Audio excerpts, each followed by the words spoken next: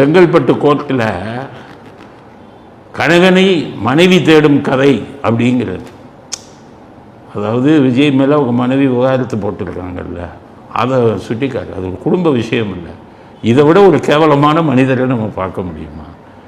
அவர் ஒரு குடும்ப விஷயம். கணவன் மனைவிக்கு இடையில் தகராறு வராத வீடு இது. அதுக்காக உங்கள் வழக்கு போட்டால் கணவனை தேடிய மனைவி கதை செங்கல்பட்டு கோர்ட்டில்னு எந்த அளவுக்கு கீழ்த்தரமாக போக முடியும்னு யோசிச்சிருக்கேன். அதை அது மனைவி கணவனை தேடிய கதைங்கிறது. இவங்க குடும்பத்து கதையை சொல்லலாமா? உதயநிதிக்கு தான் சொல்கிறேன். செங்கல்பட்டு போர்ட்டில் கணவன் மனைவி தேடிய கதைங்கிறீங்கல்ல, நான் சொல்கிறதில்ல, இந்த கதையை கேளுங்க. 2 கல்யாணம் ஆகி 2 பசங்க பிறந்ததுக்கப்புறமும் மூத்த பையன் 20-21 வயசு கல்யாண வயசில் இருக்கும்போதும் இருக்கிற டைம்லையும் ஒரு சினிமா நடிகையை தான் கல்யாணம் பண்ணுவேன்னு சொல்லி பாலிடால் குடித்த உங்கள் கதை தான் நாடு இருந்த கதை.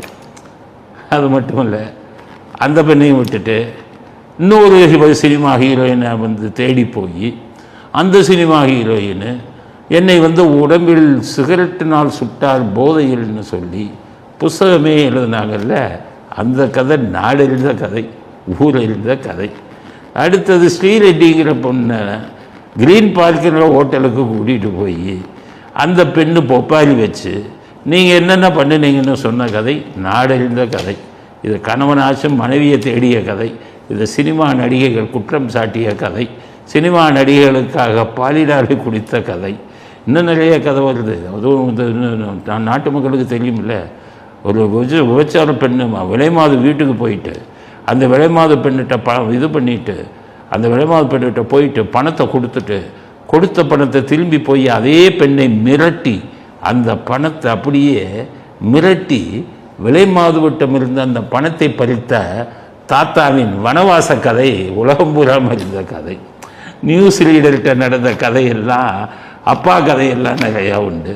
இந்த மாதிரி உங்கள் குடும்பத்தில் 1000 கதைகளை வச்சுக்கிட்டு நாடே நாரி போன கதையை வச்சுக்கிட்டு கணவன் மனைவிக்கு இடையில் விவாகரத்து நடந்ததுங்கிறத கிண்டல் பண்ணி கேலி பண்ணிங்கன்னா நீங்கள் எல்லாம் எப்படி தரமுள்ள மனிதர், எவ்வளவு தரம் தாழ்ந்த மனிதருங்கிறத தமிழ்நாட்டு மக்கள் புரிஞ்சுக்காங்க. இதை போய் சட்டசபையில் பேசினதை தாங்கி கொள்ளாமல் இவ்வளவு கீழ்த்தரமாக பேசுகிறார் உதயநிதி. முதலமைச்சர் எதுவும் பேச மாட்டேங்கிறார். To remain silent in the face of evil is itself evil. எதுக்குடா அவனை தொட்ட? அவன் சுடு தண்ணியிலே கைய விடுவான், உன்னை சும்மாவா விடுவான்? மாண்புமிகு எதிர்க்கட்சி தலைவர் பேசும்போது நிறைய பேசினாங்க. அதுல ஒண்ணு மட்டும் நம்மள இன்டைரக்டா ஈவில் அப்படின்ற அந்த வார்த்தையை யூஸ் பண்ணாங்க. ஈவில்ஸ்னு டெவில்ஸ் பேசக்கூடாது.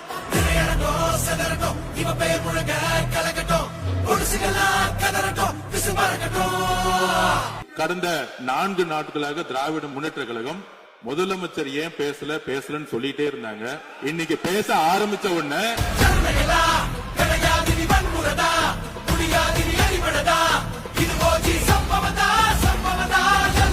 சொல்றேன், மக்கள் பணத்துல இருந்து ஒரு பைசா கூட தொடமாட்டோம், தொடவும் விடமாட்டோம், தொட்டா விடமாட்டோம், இதுக்கு முன்னாடி தொட்டவங்களையும் விடமாட்டோம். 5 நிமிஷம் பேசுனதுக்கே கொலத்தூரி இந்த ஆட்டம் இருக்கு. பேசுனா அப்புறம் என்ன பண்றீங்க?